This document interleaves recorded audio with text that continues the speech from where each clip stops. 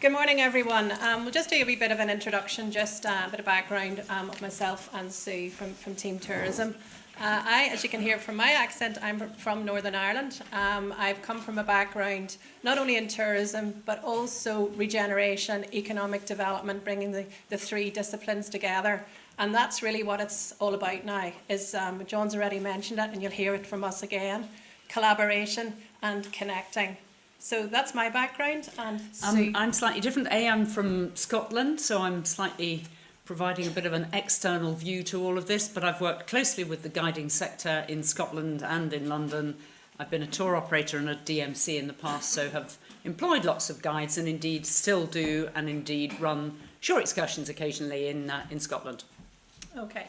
So what we're going to do, we both are working for Team Tourism, which is an international tourism consultancy which operates all over the world. So we've been able to draw on some of that experience and bring it to the sector here in Northern Ireland today, as well as getting the surveys from yourselves. So some of the parameters from the report, we started this quite some time ago. A year ago.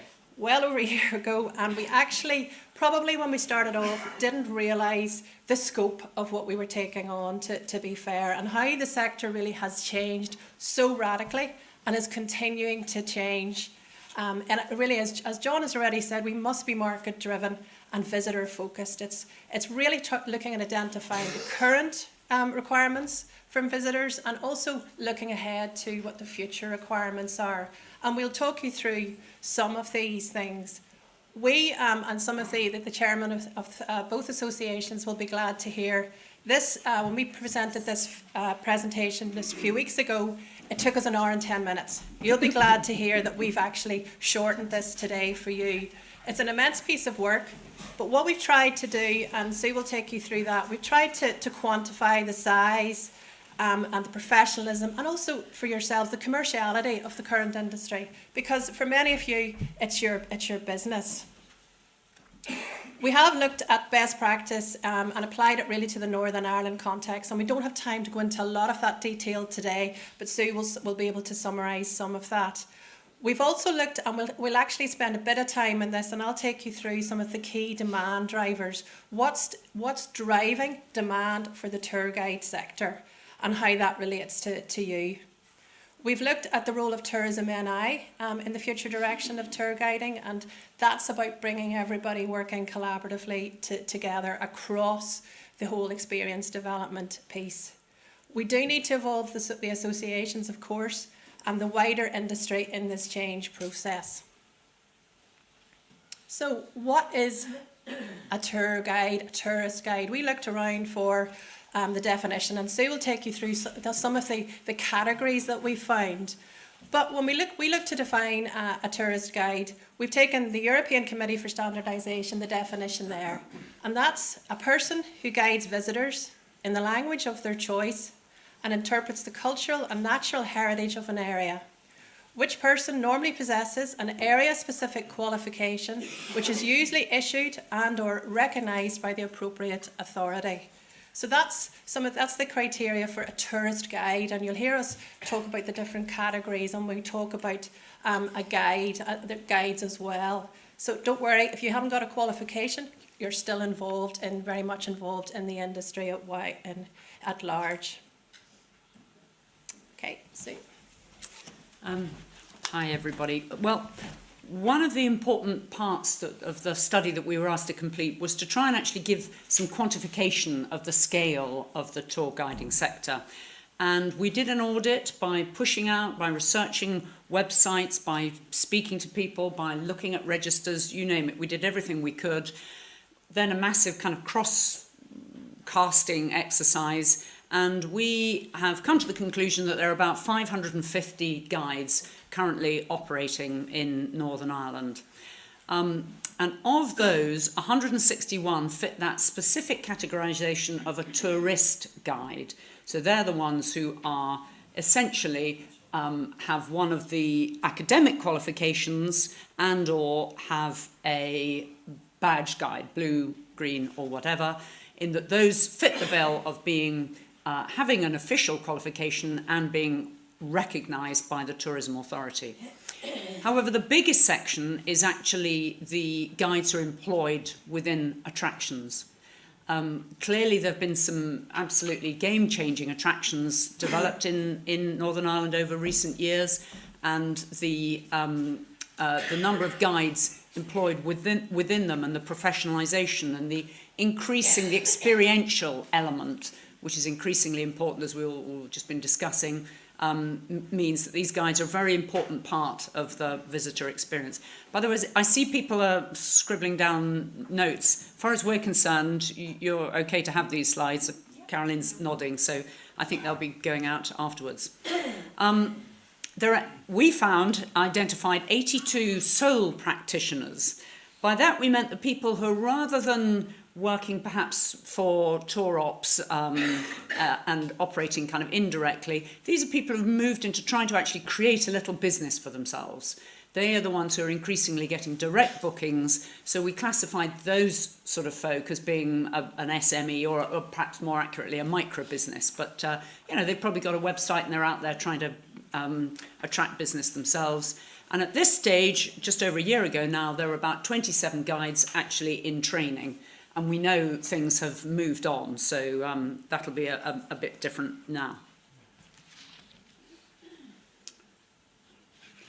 Having got this database, and with the thanks to the two associations, we then put out a survey to the guides to try and find out a bit more about what they're doing and where they're at and the key issues and so on. But it was quite a factual sort of thing. We received 139 responses, which was about 25% of the total population of guides. And because we distributed it through the associations, this is probably slightly more reflective of people who are in membership of the associations. Hence, we got this roughly even split of people in both TGI and NITGA, but there's also 27% members of various other associations. That rounds up to more than 100 because there's multiple memberships involved. 30% of respondents have operated for less than 2 years. Now that to me was quite an important statistic and a good one actually, that the new entrants are coming in to the profession, that there's some churn and some growth and some new blood coming in. I was quite pleased to see that. 14% have operated for more than 20 years. So also some very experienced guides, which is great in terms of their ability to mentor and to support the new guides coming into the sector. The next point there, 41% operate in Belfast. Perhaps that's not so surprising. About a quarter are based up on the Causeway coast. Others spread around Northern Ireland and indeed across the border as well. Interesting statistic, I thought, that nearly half of them regard tourist guiding as their main occupation. So this is a professional sector. People are taking this for real. I think probably quite a lot of them have moved into guiding from having done other things and perhaps taken early retirement or got some other form of income, because on average they guided for about 59 days. So that's about 2 months of the previous 12 months. Well, actually, I was quite impressed by that. It means that, we'll show you in a second a slide about the average earnings. Oops, what's happened there? Ooh, where have we gone? Maybe you can switch this. I can't now see what we're talking about. But so to be guiding for 60 days, it implies there's a serious commitment and professionalism. This is not a part-time. It is a part-time occupation, but it's a serious one. Only 7%, however, have guided for more than 200 days. So only a small percentage are the ones who are out there really full-time, hard at it, in the business most days of the year. They're possibly not the ones sitting in the room today. They may be out doing something. 60% offer specialist tours. Now that I thought was really interesting. In comparison to Scotland, where I'm based, I don't think you would get nearly that high a percentage. And the thing that just struck me so much coming here is the growth of Game of Thrones. And, you know, that is clearly one of the dominating forces at the moment. But as is local food, music, culture, all sorts of things, I think the specialisation and going into the sort of niches and providing really high quality experiences is absolutely the sort of thing that growth is all about. We asked them whether they were members of association and what the benefits of association membership was. And most are members of associations and value the networking, the support of that network, as well as the insurance. And actually getting work out of it was a relatively minor benefit of association. About 1/3 have foreign language skills. And particularly from what John was just saying and from the trends one reads, I would have thought that should be moving upwards to nearer at least 50% of guides with foreign language skills with the growth in international tourism that is expected. The average daily charge was around £170 per day for a full day tour and about 100 for a half day tour. Now, I don't know if that resonates with what the guides in the room are actually saying, but that's what came out as the average. And that charge has largely remained the same. Just over half the people have not been able to increase their rate. But on the other hand, nearly half have been able to inch that up over the last 2 years. We asked about booking channels and where people are getting their business from. And I'm pleased to say that direct bookings from visitors, that we are providing that interface directly, or people are finding an interface implying connectivity. So direct bookings from visitors and also bookings from tour ops are the two most used channels. But the tourist guiding organisations and visitor information centres were also quite important. And I suppose this is an important final point of the survey. We asked some open-ended questions at the end. That guides are not really interested in association politics. There's obviously been a lot of that. We're aware of that. That's been happening over the recent years. What the guides really want is this networking. They want cheap insurance. They want access to marketing platforms, and importantly, they want Tourism Northern Ireland to provide this endorsement of quality in some means or other. So, the demand drivers. You'll be pleased to hear demand seems to be going up. Let's hear a bit more about that. Okay. So this piece of work actually was carried out over the summer just past, because once we'd done the initial research and we'd really been commissioned to look mostly at the supply side of the industry, but through Carolyn and Hilary, we came to the very strong conclusion that we really needed to look at the other side of the coin here, because demand was changing in such a fundamental way, and we needed to look at that, what we're seeing as a disjoint between supply in the sector and what the market is looking for currently. When we started off this work, we really went into a lot of detail. We looked at the 2011 Henderson report, which some of you may be aware of, and what that was saying. But what we quickly realised, the world has changed. It's changed fundamentally, and it will continue to change in terms of the demand for tour guides. So that was with the premise that we started off with. And we've identified some key areas which we'll take you quickly through. There's a lot more research behind this, so this is a very brief overview, and we're happy to share any other information that you may want through time. Cruise ship market, fundamental area. It's already been talked about, and the growth, and you'll have seen a lot of the press and the projections for that. When we spoke to the Harbour Authority in Belfast, they're projecting 15% annual growth in Belfast. They are also looking at a new terminal, which will increase demand significantly and provide a much more professional service on the ground in terms of visitor handling and dispersal of those visitors. One of the handlers we talked about additional 130,000 visitors through the cruise ships in 2019. So it's going to be a considerable amount. What we do know is that there's an issue. There's spikes in demand. Supply is an issue, And when we speak to them, that happens at key times when there's a large cruise ship come in, was one of the princess ships, I think, coming in. They are getting bigger, and that actually puts a very much a constraint and an issue for supply and the type of guides that we require. We know that other regions are also investing in infrastructure. We've looked at what Portrush are doing. There's plans, still very much in early development stage, up in the northwest to look at what's happening around Londonderry, Londonderry and the Republic into Donegal, and also Warren Point. So that's a growing market right across Northern Ireland. And again, we see that's the increased demand for foreign language guides. The coach tour operator market, and here this has got potential all over it.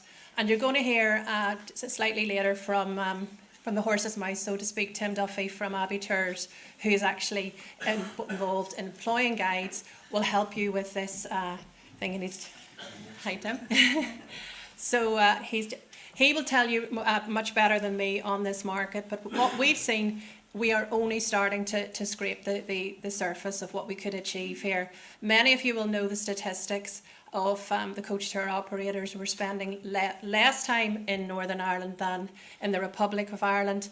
Some of the ones that we interviewed as part of this demand process, one of them actually didn't spend one night in Northern Ireland at all. They were able to go Belfast, City Walls, up in Londonderry and right across to Donegal, so they didn't spend any time here. But across the board, it's a very short space of time. I think it's about 1.5 days. If we're lucky. So there's potential to grow that, and there's a very well-trodden route that they're actually putting together. What they have been able to tell us actually is that there's potential to grow this, but this must come from us. We must be more proactive. This is where the clustering and the collaboration coming of actually having a product to sell to these tour operators going forward, and we can look to increase that. And Tim will talk to you a bit more about how that actually works in practice. What we do know is the tour operators, again, are up in the ante in terms of recruiting and training. Many of them are operating this in-house currently, really actually going for that very strong visitor experience. Some of the companies coming in through the key routes of Dublin, actually coming into Northern Ireland and working with local bus tour companies here. For example, Chambers, working with driver guides, actually taking them to Dublin to train and get really up to speed with the market. So there's a lot happening in this particular sector that we need to be aware of. It is about packages, about bundles, it's about experiences. And tour guides, John has said it, we will continually underline that today. We must get tour guides more involved in the experience development and the clustering packages. That will be fundamental to increasing the length of stay going forward. You know, many of you will hear of some of the clustering that's going on. Causeway Coast and Glens are operating a number. There's one starting in actually Ards and North Down. Many of you will be aware, and some of you we know are involved, and we would actually encourage you to actually get involved in this, because that will be your route to market. Okay, visitor attractions. Sue's shown you some of the figures where those guides are. What we saw this summer across many of the top visitor attractions, increased demand for tour guides right across this particular category of the sector. Again, this sector was not different in actually trying to up the ante with training, accreditation, quality and assurance. So that's a change that we've really seen coming into the market this year, this season, and will continue to be so. The Causeway Visitor Centre were actually reporting that they're going to introduce their own training scheme, offering guides the opportunity to get level 2. Again, they're seeing the changes in the market and addressing those changes. What we've also seen is the attractions sort of going outside their 4 walls. We've seen it in Titanic Centre and others, working with local guides to offer opportunities to really experience more of the place, to get more of the stories. So they're actually taking it outside and offering guided walking trips mostly round the attraction itself. So again, a huge opportunity for local guides to work where they have an attraction nearby, and actually offer that slightly different experience going forward. The independent traveller market. Again, this is something that is still relatively small as compared to the tour operators, but growing considerably. This is the Belfast Bread Tour, actually, the photograph. That's the kind of things that this market is looking for. How they're accessing guiding services, it's coming through the major online platforms. And we'll talk about those just in a second. But also what I noticed, particularly when I was out and about this summer, was the guides who were working with the local visitor information centres on the ground. We do know that when we looked at our research, that when you're looking for a guide, yes, you'll probably try and plan it, maybe through an online platform before you come, but there is still a considerable number here in Northern Ireland that will come to, as a first port of call, the VIC, and look to develop and develop a tour as part of their initiation to the area, to actually find out a bit more. They want the local people to do that, and it's certainly very much a fundamental part of the experience of visiting the areas, particularly when you move outside Belfast. We saw a very interesting scheme up in Causeway Coast and Glens, where the local visitor information centre was actually providing a booking platform for the guides, something that again was a barrier to the market. Charging a small commission, but actually becoming part of the sales platform for them. And that seemed to be working very, very well. We noticed a number of free guides, and free guides there's two types of free guides, and we would sort of underline this.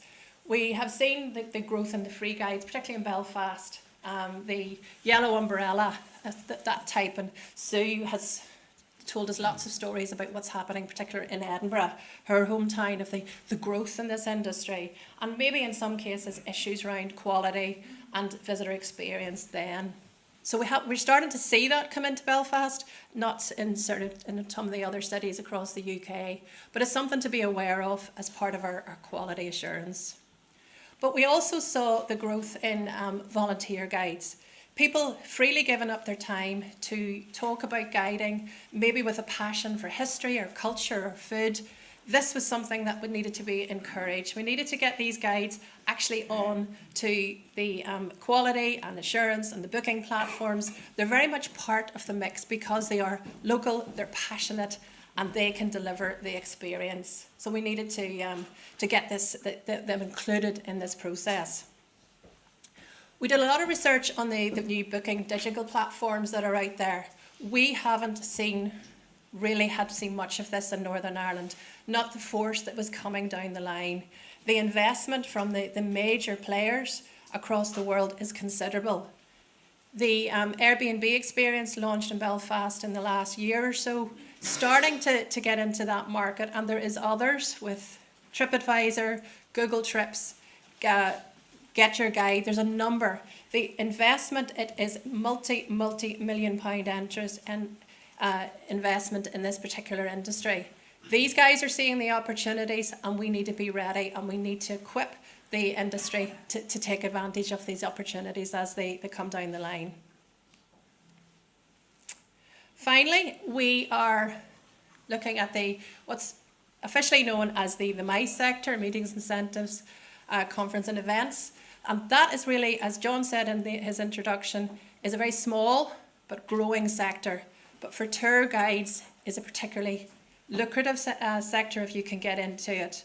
What this is, incentive packages, for those who are not aware, is predominantly based around the American market, but it's large companies actually paying for their staff who have actually maybe delivered sales. It's an incentive program, and they bring them to Northern Ireland and give them a really good time. And part of that is tour guiding. There's all sorts of experience. They want something very new, very novel, something that will get in under the skin of the place, and tour guides can be an essential part of that mix. The picture I've shown is from a gentleman who's probably well known to a lot of you, Mark Rogers, Dalriada Kingdom Tours. That's Mark in all his finery in his kilt outside the Culloden, about to deliver a trip for incentive tour market. Hastings Group are one of the hotel group who are very big in this sector, and Mark has done a lot of work And actually you can see by how he's attired there, he's actually dealing with what that market wants. And that trip is certainly something that goes down particularly well with the sector. So we need to focus on the tour guides as part of that unique and immersive and very memorable incentive trip. Some of these people and the companies that are funding this are spending many thousands of pounds per delegate, so they expect the very best. And that's something that we think that we can use, the tour guide sector can actually get much more involved in. Tourism Northern Ireland, Tourism Ireland work together across Meet in Ireland. There's opportunities. There's very much the opportunity to do that. Tim will go into much more detail with the IOTA, and I know a number of you in the room actually attended last week the first exhibition and the first trade show that was done in Northern Ireland, and that's the opportunity to meet some of the tour operators who not only operate in the MICE sector but also the wider leisure market. Okay, we've now got to the conclusions and the recommendations of the report, so we'll summarise this as best we can for you. But I'll just kick off by saying, just to reiterate again, they were shaped by the context and policy, really reflecting the visitor-centric approach and this focus on experience development, which we've shown you what the market is actually now demanding. So Sue will run through some of these, the key issues. Do you want me to do that one? Yeah, why don't you just... Okay. I'll continue with this. The key issues. The tour guiding, just to summarise, the offer is currently not considered within the national and local experience development planning context. We need to get you more involved with the clusters, with the industry training that's involved. The tourism sector needs really to step up to that mark to deliver that level of quality that's expected. We know that the current approach to tour guide listing and booking, particularly online, is no longer fit for purpose, and we need to look at ways of getting involved in the digital market. We need to look at working closely with the VICs. We also need to make sure that tour guiding as a skill is included in this wider tourism skills debate that's going on. Cross-departmental, we need tour guiding to be part of that discussion going forward. We do know, and Sue will go into this in a bit more detail, there needs to be more focus on business skills and entrepreneurship in the training programmes that we're currently operating. This is a business, and we think it should be something that should be made more important. In fact, finally, just to reiterate, globally, the tourism and attraction sector is changing so quickly. It's not going to go back. 2011's been gone. We have to move on from that, and it's driven primarily now by technological innovation. Okay, so Thank you. We were asked to come and try and come up with a sort of overall aim for the sector, and in particular the role of TNI and the sector. So this is our words, us as team, and what we suggested is that Tourism Northern Ireland will work collaboratively with the tour guide sector and other stakeholders to support the development of tourism experiences as a key driver of tourism growth in Northern Ireland. So some of the key words there, I think, are collaboratively and experiences. They're very much I suppose the sort of the mojo of today is all about that, isn't it? And we were also asked to try and put down in writing what does good look like if you're a tour guide, or the sector to look like. So I'm afraid this is a rather wordy slide, because this is what it took us a long time to try and get it down to these 6 points. But I'll try and summarise it as I speak. I guess the whole thing, it comes down to providing a totally professional service to visitors in terms of the care and commitment that we get across to visitors, to provide an understanding of the place, and of course that it should be free from prejudice or propaganda, which leads on to presenting facts accurately and to make a distinction between facts and stories, legends, traditions or opinions. And of course it's the legends and the kind of tapestry around the history that really brings it to life. We know that. It's the difference between stories and history. But the history is fantastic. It needs a really good telling, doesn't it? We think that tour guides should act fairly and reasonably in all their dealings with clients and colleagues. Can't go wrong with that, can you?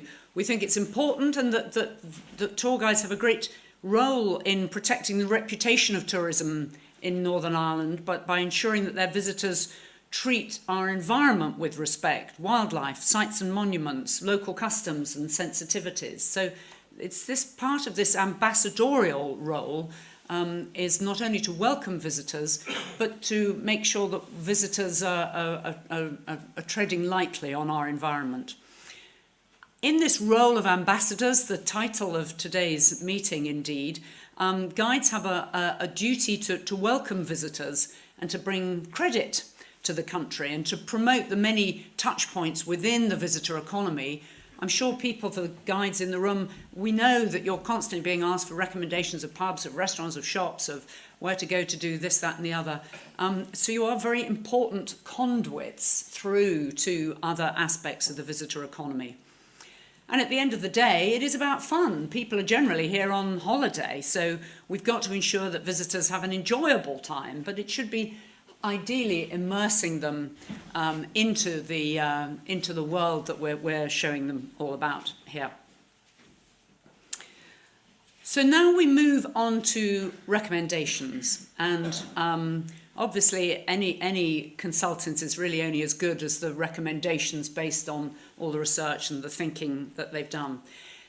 I should emphasise from the word go that this was a review of the tour guiding sector. It was absolutely not about the fact that there are two associations operating, and as you've seen, we've done a massive amount of research.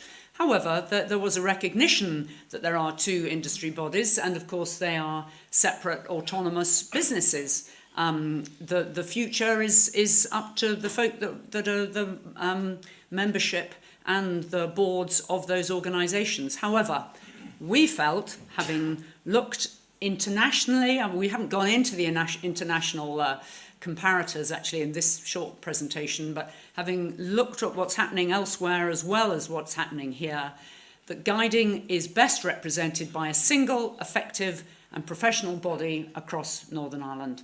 And we think you should strive rigorously to try and achieve that.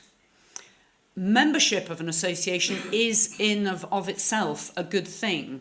It allows adherence to a code of conduct. It can bring up professional standards.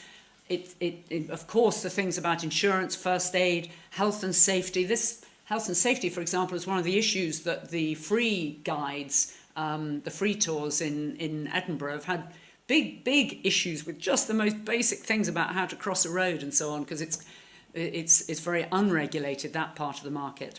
An association needs a conflict of interest policy, crucially CPD, and as well as the networking between guides, the ability to refer business to one another, and of course the promotional opportunities. And we know that the two organisations at the moment are both financially fragile. You know, they've got tiny memberships in comparison with elsewhere in other parts of the UK, particularly Scotland. You're much smaller than that. And by coming together, surely there should be some economies of scale, that there must be wastage and duplication.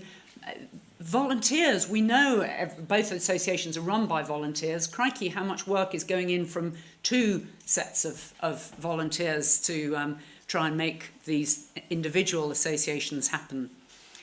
We think that as a one, the industry would be much better able to face the common enemy. Things like cowboy guides, when they pop up occasionally, we know there have been media reports of that rates of pay, I'm sure, could be inched up, the shortage of the season, improvement to the experience and so on. These things are much better faced by a larger, stronger association. But we do recognise that there's been issues in the past that must be overcome, and that any new website or telephone booking system, whatever it is, needs to have a fair and auditable system for allocating work, absolutely in a transparent way to guides. So, we've got that out of the way. And talking now about the related subject, perhaps, of training and accreditation, there is no doubt in our mind that training and accreditation and assurance is absolutely essential to the growth and improvement of the guiding sector. The OCNI centres obviously provide a spread of training opportunities throughout Northern Ireland, and we think that the stakeholders should be working with the OCNI centres to try and get a balance of supply and demand for guides. But overall, as we've known from the stats that we've been talking about today, demand is rising. We think there should be more trained guides entering the sort of ecosystem, and that they should be pitched at levels 2, 3 or 4, dependent on local supply and demand. Overall, however, we think that the level 3 guides, the equivalent of a green badge perhaps, is the level that is more aspirational, and as one wishes to improve quality, it would be good to try and upskill the level 2 guides to level 3. We think that there should be, from the visitor perspective, and after all, we all should be focusing on the visitor perspective, visitors don't really understand what a level 2 or a level 3 is. Visitors and definitely tour ops understand badges, and those green badges and blue badges, white, yellow, and I know they're different with different countries and so on, but it would be much easier to understand if there was some equivalence between those two different systems, and it would be better recognised, we feel, by visitors if that was represented in a badge that could be accepted right across the sector. Important, we think, to stimulate the supply of foreign guides. Obviously, this has to be aligned to where the growth is, where the international routes are coming in and so on. But we noticed a particular shortage in Spanish and German guides. And please do, of course, keep an eye to the emerging markets. Everything one reads about growth from China is just mind-blowing, isn't it? And certainly there needs to be some responses to that in terms of supply of Mandarin-speaking guides. And in particular, we think it's important. We've talked about these new online booking platforms. We haven't really talked about it, but we've written about the importance of social media, user-generated content, peer-to-peer review sites. But we know there's issues with people understanding how to get the best out of social media and other digital platforms. And we absolutely support the need for more training about use of digital platforms, but also on the whole area of entrepreneurship, so that guides can be moved from not just being receivers of business, but being able to add value and go out and make a more positive move towards attracting business in to themselves or their operations.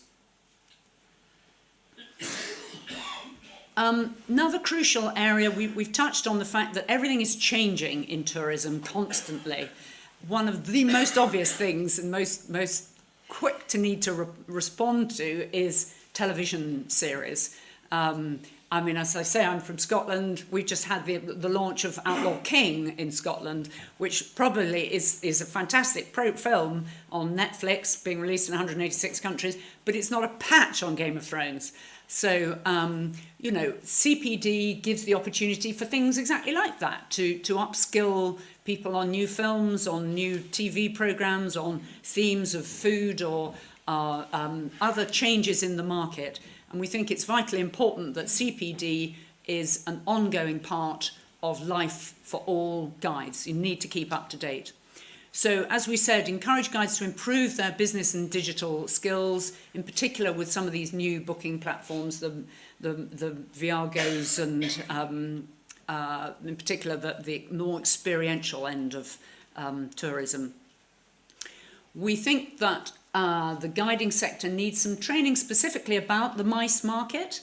There are some differences when you're guiding an incentive group than when you're guiding a leisure group. And, that needs a bit of training and explanation. Similarly, the ShoreX market has some differences in it. Woe betide you if you get your coach back late to when the hour before when the ship is sailing or whatever. And of course, accessibility and any sort of special needs should be covered so that we're inclusive in our approach to tourism. Finally, our final set of recommendations was about these marketing and booking platforms. That is the way of the world. We need to position tour guides as an essential part of the visitor experience offer, both because of their own work and the experiences they give, and because of this signposting role to the wider destination. And that needs to be made more visible on the variety of booking platforms, both the commercial ones, but also the ones that are available through stakeholders. We recommend that a fit-for-purpose tour guiding offer is a key strand of national and local experience development planning. We know that the local authorities are taking the whole area of experience development very seriously. It's a key opportunity for them, and the guiding needs to be built in as an essential part of that. We think that there's a new framework needed to clarify things for once and for all about tour guides in fam trips and media visits from the various people that arrange those. And as I say, the TNI and local councils should provide training on the new digital platforms. So, next steps. We made this a slightly more detailed presentation to the tour guide associations the other day. And we think we would encourage further discussion moving towards some sort of collective body. We think those membership organisations should continue discussions. There's got to be a way for that to work. I understand that our findings are going to be presented to the TNI board, which is fantastic. And we feel there should be industry collaboration as well on a smart action plan to develop the tour guiding sector. That's about it from us, bit of a run through. I know we're running slightly over time, sorry. But thank you very much from us, and we'll be happy to answer some questions at the end.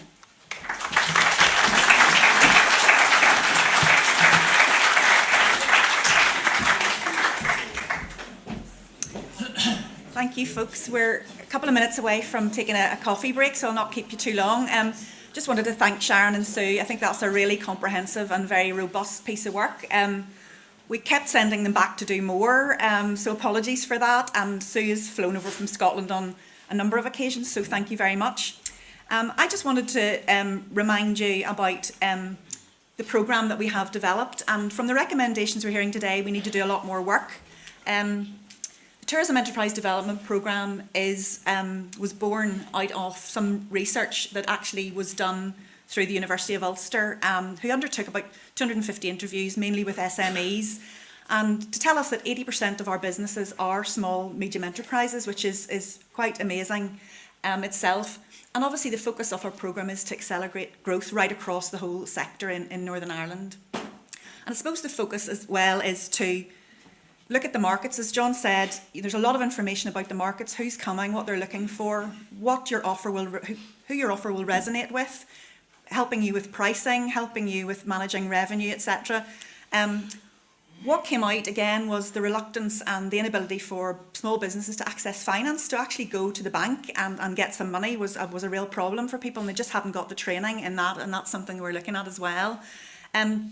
So the engagement report came back with just some very key highlights, was that we need to help small businesses with qualifications of owners and senior managers.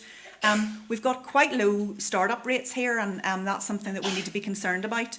And we've got issues with skills supply, which is hard to believe sitting in this room with so many of you here, but in other areas of our industry we are having real struggles with skills, particularly in the hospitality market. So really we put together the TED programme, which is a reaction to this, which looks at finance, finding and attracting new customers, leadership and management, looking at new products. So we've got a product development division who help industry look at what products they should be developing and why. And obviously we're going to be moving now, not to in the near future, into providing more one-to-one support for industry, which we haven't really been able to do with effect. So I just want to also touch in on the role of tour guides and TNI. What our team, I chatted away to our team in our B2B section who would normally look after the fam trips, as you've heard today.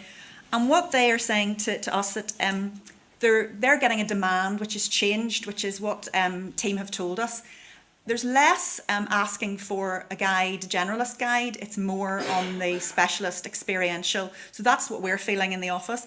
But there is still a need for somebody who can do the whole, who can understand the whole destination as well. So there still is a demand for somebody that we would trust to tell the story right across Northern Ireland. So there are opportunities, and our B2B team who look after the mice market and travel trade and incentives are saying that there's an opportunity to lead fam trips of international buyers, so we get those opportunities. Just some stats. This year, our team led 52 group fam trips and hosted 788 international buyers. So, I mean, that is a huge opportunity to showcase Northern Ireland, so that just shows you how vital you are in that journey. We have a current process in place that we go out to look for guides that we would work with, but more and more we might be asking for individuals, because as people get famous, as Mark in terms of Dalry editors, we're finding that people are knowing and they're getting recommendations, so we're being asked for individuals as well. And we also present opportunities at ITOA and Meet the Buyer for you guys to meet those international buyers as well. So there's lots of information. A bit of a plug here from our team as well. Meet the Buyer registration is now open and it'll close on Wednesday the 12th of December. So it's all on tourismni.com. If you want to be part of that, please let us know. So the trend, just to summarise, the trend is for themed tours and FAMs. We've had a lot of success with 2016 with a lot of food tours coming up, and those food tours that we're talking to are still in development. Many of them have changed their offering and they're moving forward. I'm sure many of them are in the room now. We have some anomalies as well. There's John and Caroline. Caroline was a solicitor in London who actually came back to Northern Ireland and decided this was her passion. So we have to recognise that not all the tour guides maybe fit a mould that we think of as well. But she's a great ambassador for food in Northern Ireland. There's an appetite for the thrill seeker, the activities. Again, surf schools, it's an increase of that and things to do. So we have things like, we know that there's organisations that provide this joint experience and it's increasing. We've talked about Game of Thrones. So interesting when we look at these slides, we've got a bit on land, a bit on sea. We've even been up in the air.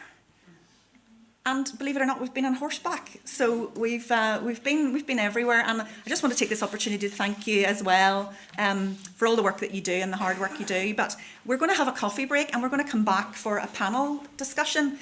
So could you put your questions on cards for me if you have any questions from anyone? And obviously we'll be joined by Tim. Welcome, Tim. So if you want to take a coffee break and maybe come back in about 20 minutes, if that's okay.